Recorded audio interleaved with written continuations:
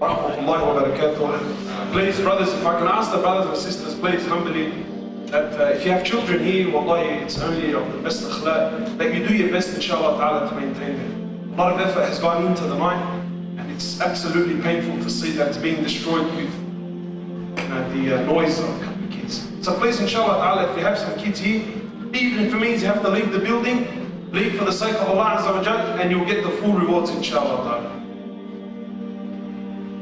Bismillah walhamdulillah, wassalatu wassalamu ala rasulillah. We start first and foremost by praising the King of Kings, the Master, the Sustainer, the Creator of the seven heavens and the earth, the one who gives life, the one who takes it. Allah Azza wa Jal is the maker, Allah Azza wa Jal is the breaker, Allah Azza wa Jal is the one who gives, and Allah Azza wa Jal is the one who takes. We say peace and blessings upon His beloved Mohamed sallallahu alayhi wa sallam, our Master, our Habib, our teacher sallallahu alayhi wa sallam. My time is short, so I get straight to it. The issue of unity is something that we all cry of.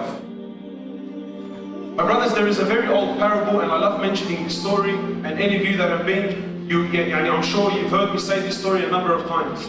And as I mention the story, I want you to try to live the story. And I want you, as I'm mentioning the story to you, I want you to imagine and think about the condition of the current Ummah and where it's at today. The old parable has it that there was 4 bulls, 3 of which were black, 1 of which was white. And these bulls, they happened to be living together in a very dangerous environment, and subhanAllah, they somehow happened to stick together, and in unity they found protection and they got by, though the condition was extremely dangerous. One day, one of the black ones, the thought comes to him and he says, you know what, we're black, we're doing alright at night, we're covering, we're hiding on the darkies, we're getting by. But this white one, bro, you can see him from a million miles away, man. So I think it's best, look at the poison. He says, I think it's best for my jama'ah that we get rid of him because he stands out, and when he stands out, we stand out, so therefore he's causing us harm. So they get together, cutting a long story short, they get together and they get together and then they expel this white one. So the wolf that night is watching, he sees all of a sudden, oof, what's going on here? The white one's on his own, the 3 are together. He senses the disunity amongst them. So the wolf that night, he comes down to the white one, he attacks the white one. Where's he going to go, bro? He's on his own. The 3 black ones watched their brother fall, watched their brother die, watched their brother get eaten, and they did nothing about it. So some time passes, the wolf now says, look man, there's only 3 of them, bro, how much can they put up with a fight? Well, one day he's feeling staunch, he comes up to the 3, bridges up, puts up a bit of a fight, manages to pull one down. They were 4, now they're 2. And then sometime later, there's only 2 of them, bro. He attacks one of them, brings them down until there was only one, the one that came up with the master plan. So on the last day, khalas, the wolf is pursuing him now with full confidence, bro. Where's he gonna go, man?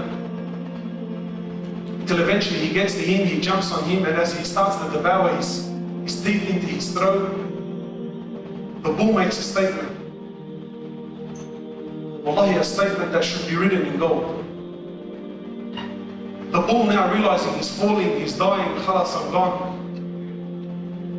He thinks to himself and he says, that I died, that I signed my execution paper not today, but rather I signed it the day I watched the white one get killed and I did nothing about it. That's the day I died, not now. And wallahi, my brothers, this is what's happening with us everywhere. We're watching our brothers fall. But because he's not from my jama'ah, because he's not from my masjid, because he's not from my fiqh, alhamdulillah, he has nothing to do with me, let him go. Brother, what you don't realize is in reality what's happening. As he's falling, it's only a matter of days before you will soon follow him. The Prophet of Allah, he says in an amazing hadith, he gives an amazing analogy. He says this ummah is like one body. This ummah is like one body. He didn't say me and Abu Bakr and Umar and Khattab are one body. He didn't say me and the 10 Mubashirin are one body. He said said, this ummah is like one body. When a part of it hurts, and a part will hurt. He says, when a part of it hurts, the whole body stays up the night in sleepless nights, fighting off the infection, fighting off the pain. When a part of us is hurting, my brothers, whether it's local or international, this whole ummah should be feeling it. This is the analogy that Muhammad ﷺ gave about the ummah. And he says that he who is not concerned about the affairs of the Muslims, then he's not from us. He's not from us. My brothers, unity is loving one another. And loving one another for the sake of Allah, not loving one another for the sake of my masjid.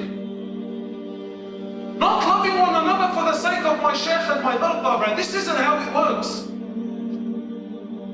There are differences, yes, we all know, we all agree. And if you think we're going to come to a great conclusion here tonight, you're living in Disneyland. True love is when I accept you regardless of your condition. I love you for that kalima of La ilaha illallah Muhammad Rasulullah. That's unity. Our unity is in the kalima. We need to start loving for the sake of Allah and not loving for the sake of my nafs. Today, my brothers, and I believe they made a movie about it, called Friends with Benefits. Today we have what? We have friends with benefits. You see, I'm not friends with Shafi's because, wallah, mashallah, he's a Muslim and I love him. No, I'm his friend because he's got guns on his hands, bro. And if I ever fall into drama, I won't go, Shafi's, please, can you come help me out, bro? Allah. But this is the truth. Wallahi, my brothers, the youth are running out. We're running and following brothers. You know what's funny? You know they're garbage. You know their environment is rubbish. You know when people drive past, they look at them in a shameful manner.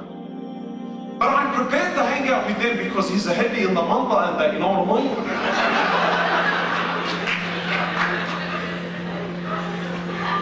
Wallah, it breaks my heart. Sometimes I see brothers, you know, wallahi, you know that this is not his character, man. You know, bro, you don't belong in this group.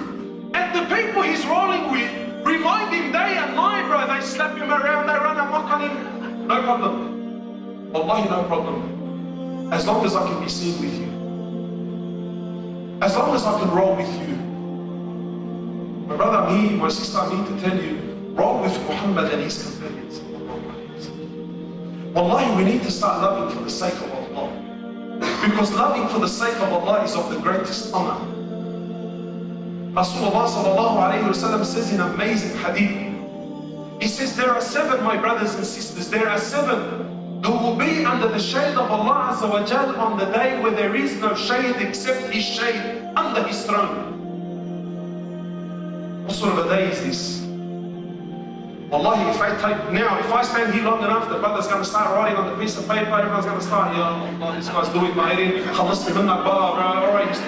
No, he says, it's a day that's 50,000 years long. How long? 50,000 years long. He says, sallallahu alayhi wa sallam, the sun will be 1 mile above your heads. One of the companions who narrates, he says, by Allah, I didn't know what Rasulullah was referring to. I didn't quite get it.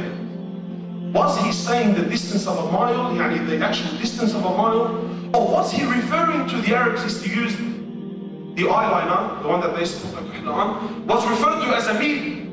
He says, I didn't know, I didn't quite get it. Was he referring to the distance or was he referring to the span of that mil? Regardless which one it is. He says, sallallahu alayhi wa sallam, you'll be standing there, my brother, and every one of you, according to his condition, you'll be sweating. Some to your ankles, some to your knees, some to your waists, some to your necks. Some of us, will be drowning in our own sweat. That day, there are 7 who will be under the throne of Allah Azza wa Jal, under His shade. 2 of which that I want to highlight here tonight. 2 of which, one is a man whose heart is attached For the houses of Allah Azza wa Jal. The houses. Not my hangout. Not where my chef prays. And I'm not dissing that whatsoever. But one whose heart is attached to the houses of Allah. Who's in the houses of Allah? The believers of Allah Azza wa Jal. He says the other category are those who love one another purely for the sake of Allah Azza wa Jal. Purely. Not Allah because there's a benefit. I love you sincerely for the sake of Allah Azza wa Jal. Allah Azza wa Jal will call out, where are those who love one another for my glory? For today I will shade them on the day when there is no shade except my shade. Where are they? He says sallallahu alayhi wa sallam, on that day, look how loving one another is continuously connected to what? That day. That day. He says on that day there will be a position, a status. Imagine you're there, prophets, martyrs, messengers, awliya. He says there will be a position of nur, seats of light, high ranks. Who's he saying this to?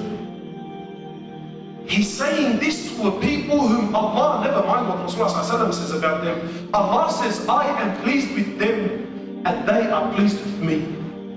So he's telling that ummah, that generation, that there will be a status on the day of judgment. There will be a position whom even the prophets and messengers and the martyrs will envy. Messengers?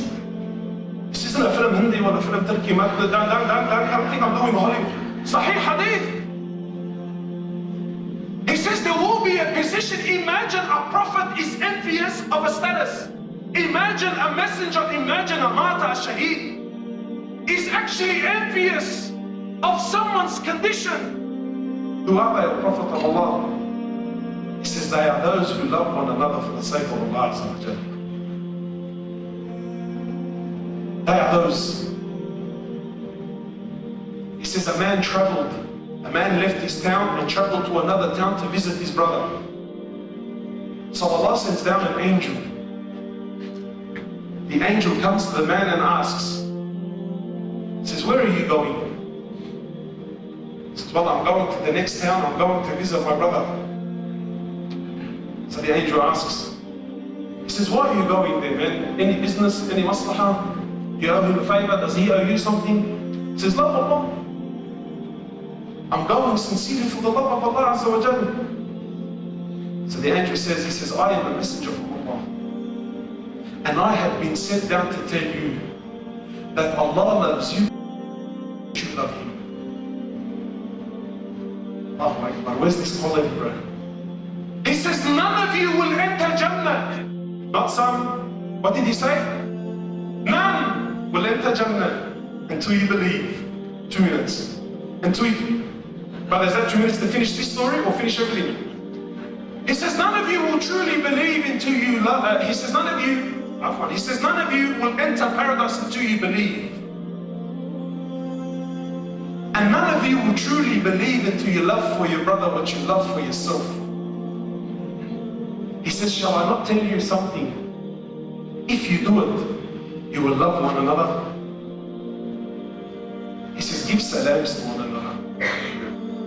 Sometimes we think that the solution is something huge.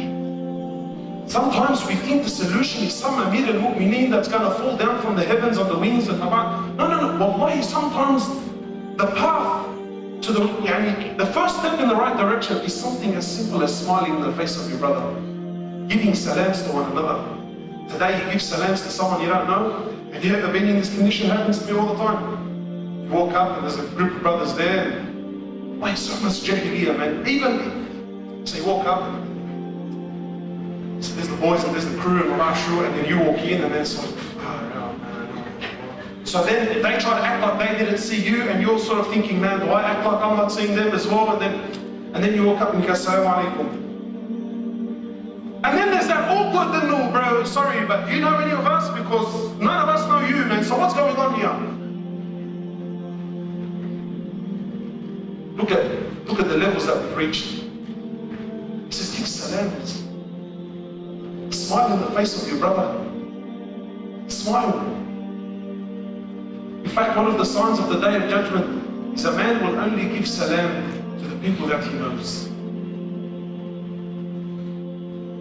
Sahaba would be they would be riding on animals, and then a tree would divide them. They'll go around the tree, come back and give salams to one another. Hey, try that today with someone. They're like, "Sure, I grabbed my store, I was just with you about what's going on." Wallah, look, honestly, all jokes aside, you walk around with the sheikh, my sheikh, he's got grey hair by now. But you walk around with someone, and heck, you know what, every 10-15 minutes, they go, "Oh, sheikh, sorry, cool." تخلط معك بعد ما نطول عمره. Rasulullah ﷺ, when someone would give him salam, imagine there was no one busier than the Prophet of Allah, no one. Yet they would give him salam, he would continue to shake their hand until they pulled their hand off. He would never turn his face, he would turn his whole body, he would give you his shoulders, his attention. So my brothers, my time is up. Wallahi, what we need is not huge lectures and mashallah. Spread the love, man. Wallahi, give salams to one another. When you give salams, it breaks pride, it breaks ego. It humbles the hearts. So we ask Allah subhanahu wa ta'ala to bring this quality into our lives. We ask Allah subhanahu wa ta'ala to guide us all, to unite us all once more, inshallah ta'ala. Subhanakallah wa bihamdika, ashhadu an la ilaha illa anta, astaghfiruka wa atubu.